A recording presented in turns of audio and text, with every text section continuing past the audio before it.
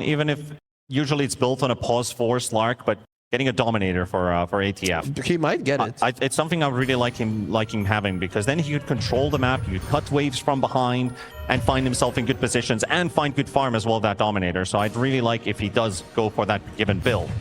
But I think it's time to head over to the stage this time around, as Falcons have pretty amazing drafts. So have BetBoom. What does Aoi and Yuba think about that?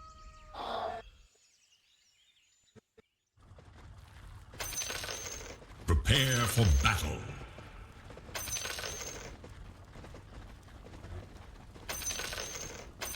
Really now, my horse says nay, and so do I. His failure.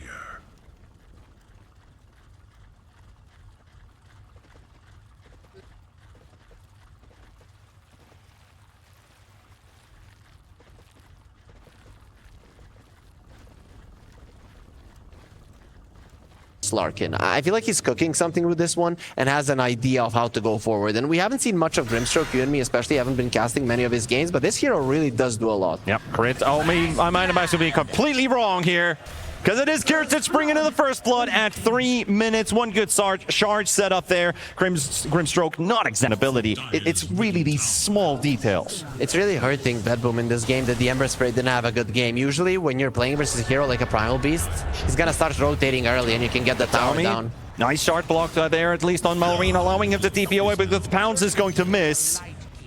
So he's going to be out.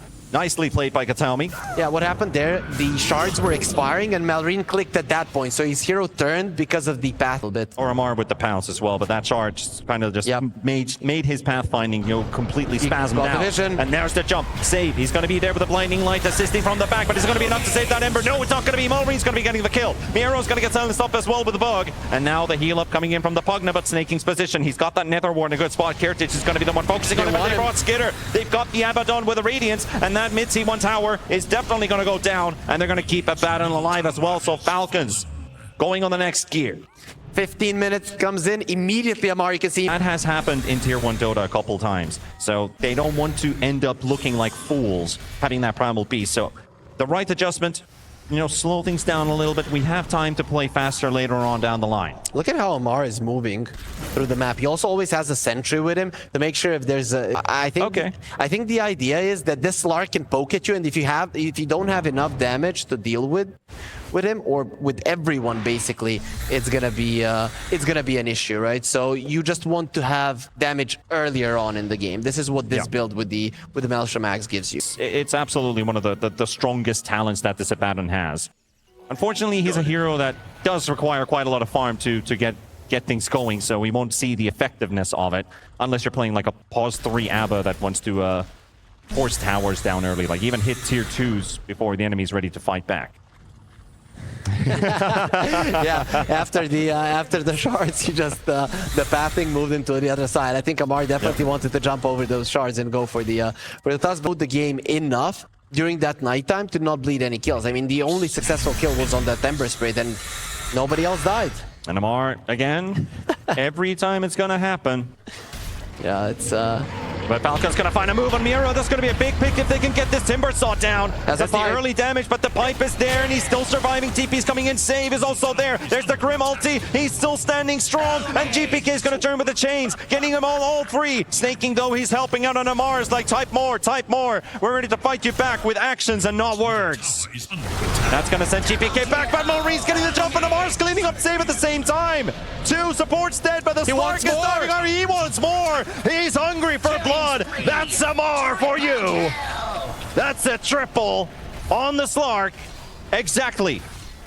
Yeah. Exactly. Only silence will be coming out from BetBoom right now after Amar. Yeah, okay. He is Kataomi, he's still speaking. This is them being confident. To be honest, when it came down to save and Amar having to be in the back. So Falcons just found them at a perfect moment. Great's going to be able to find safe. Malrine instantly going to connect on that and find himself a kill. Simultaneously, Amar strikes on Kataomi once again. This Tusk is suffering, and Amar is the cause of that pain. he had a couple of good moments. Magnum Scepter, Mjolnir gonna be working out because nobody else is doing anything in this game. Miro gonna get hit by the second pounce here. Amar locking him in 6 seconds. He'll have another one. And it's gonna be a pretty gruesome battle. He does have that Aegis though. They gave it for him for a reason. That Amar is the one to carry the Aegis. Nobody else wanted outside of Falcons. And now Katami, you cannot snowball. You can't do anything. Skitter finding a kill and save simultaneously. There's going to be Katami going down as well. And Kurtz is going to get locked down as well. And this Medusa's going nowhere. This Medusa will fall. And Karatic will lose his clean game from game 1 to game 2. He's finally found dead. Oh man, Falcons early game, like first 10 minutes, they played really well. Now Amar, he can just solo them. He was given everything in this game. And now he's just gonna murder them. You have awoken the beast. And this is the miraculous performance I was hoping to see, and we're getting exactly that. Amar 603 on that Slark.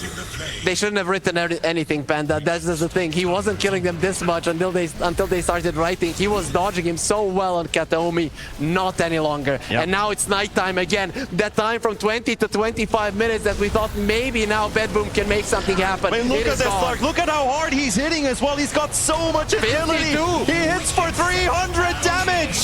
You are not stopping this beast. He's getting another one from. This is the Amar show right here. Falcons are all and ready to provide everything for Amar that's needed this game, and he is getting it. Well, I tried. They believed in their offlaner, or sometimes their carry, like in this one, and he is delivering. Now he's going in again.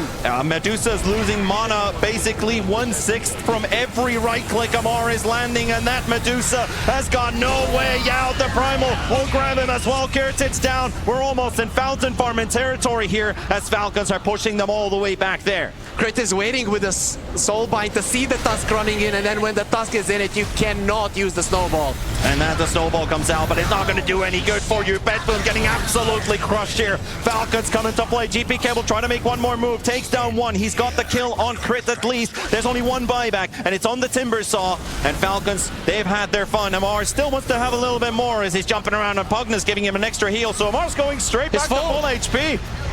Might as well. Malreen getting the grab and save of the backline onto that Coddle, and this Timber Saw is just getting absolutely rattled.